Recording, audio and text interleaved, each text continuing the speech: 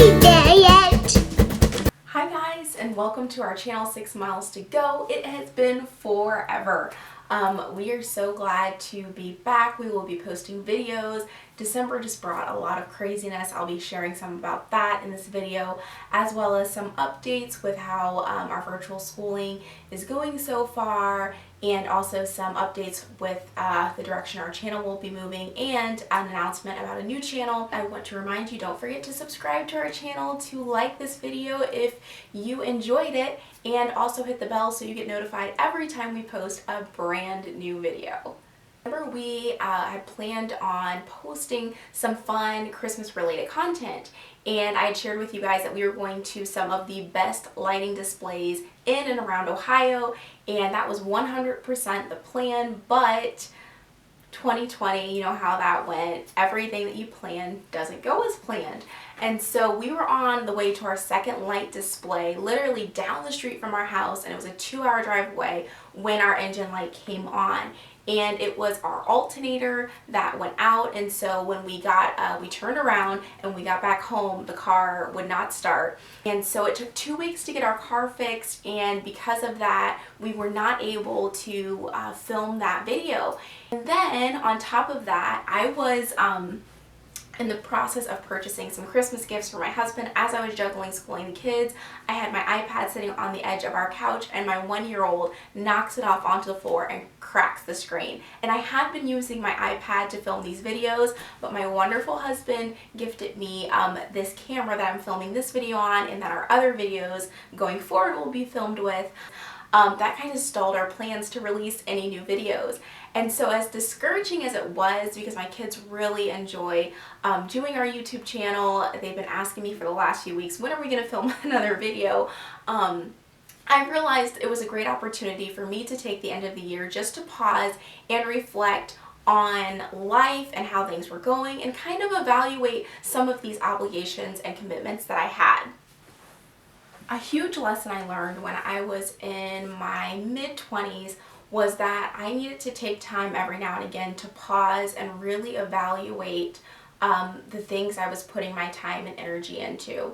This past year, we did a garden like many families did, because when you're stuck at home, there's nothing else to do, and why not, you know, try your hand at gardening and see how that goes. And so my husband built some raised garden beds, and we planted some seeds.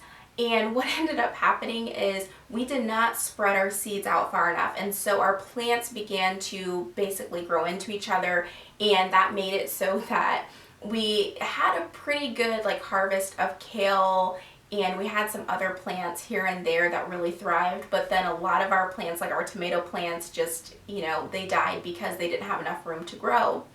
And so as we were kind of going through that this past spring, and I was really diving into my Bible through everything that was happening in the world, just trying to refocus myself, I began to think about how sometimes in life I don't necessarily always take time to evaluate the soil of my life and the seeds that I'm planting and how fruitful those seeds are.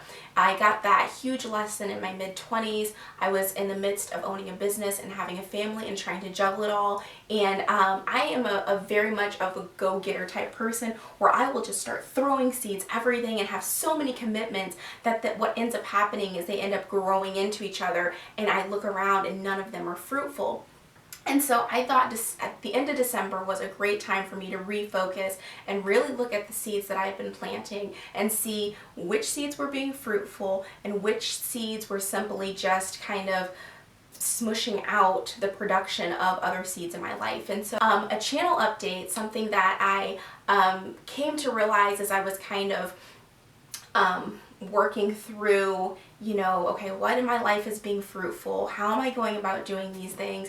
Is our channel, I had been trying to release a video on Mondays and Fridays, and that was really hard to find time to film these videos, to get them uploaded so that you guys can see them. So the change to our channel will be, we will release one video every week, and that will be on Fridays. So every Friday we will have a video uploaded. I'm going to do my best to get more diligent about that. I know we are about 6 months in, so the past 6 months, maybe every week a video hasn't come out, but I'm going to do my best to make sure that happens. In addition to that video, which will feature stuff about our virtual schooling, themes that we're doing, crafts that we're doing, supplemental materials that I'm finding that I think are helpful with our virtual schooling. I'll share all that with you.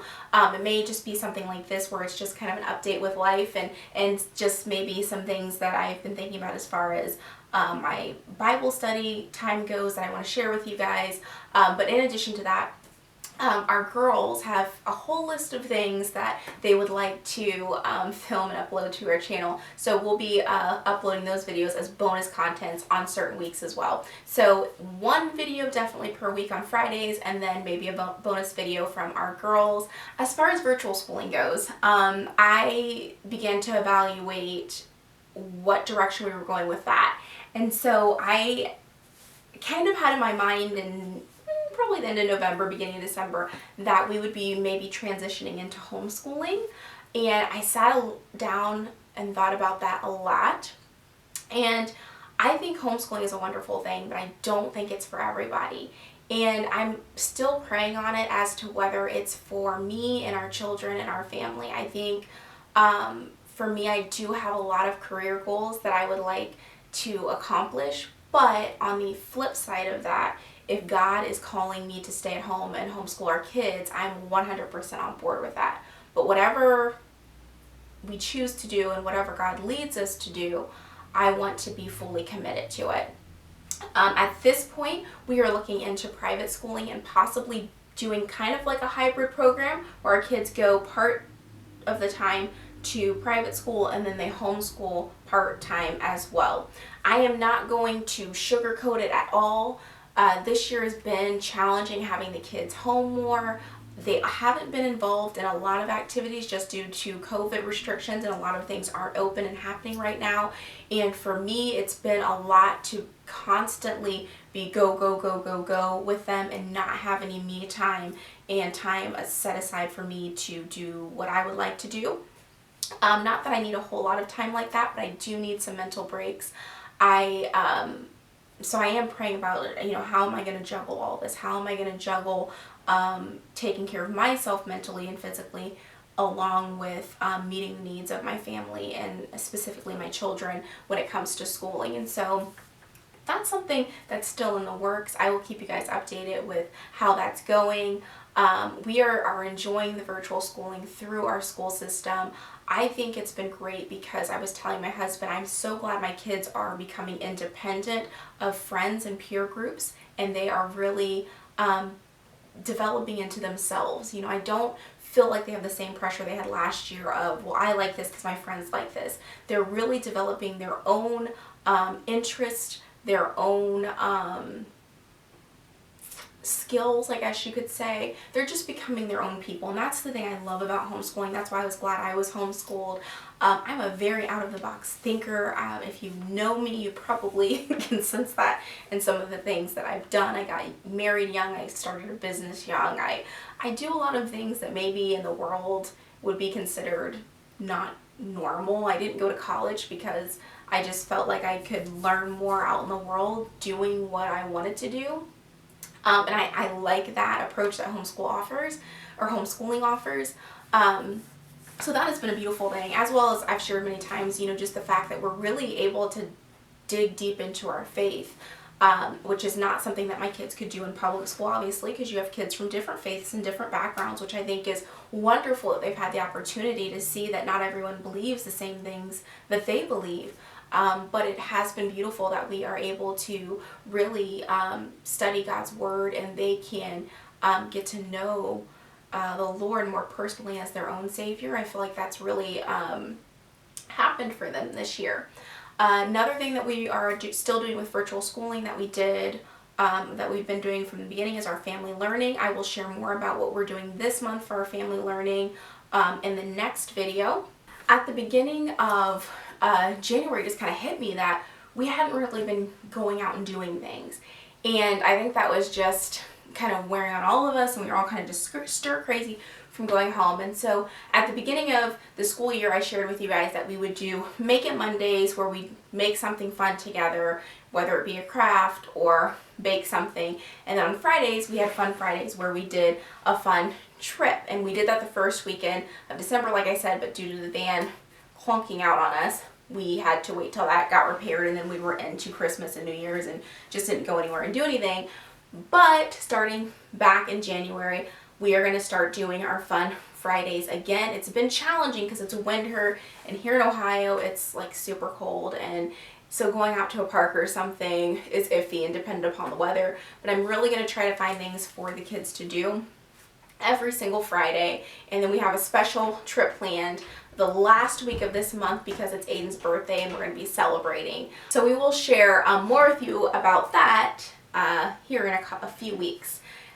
So last thing in this video I want to share with you guys is I am going to be starting a brand new channel. I'm really excited about it. If you've been following me for a while, you know that I teach dance classes. That's my part-time job. I've danced for many years, and I've taught for many years. I really love it.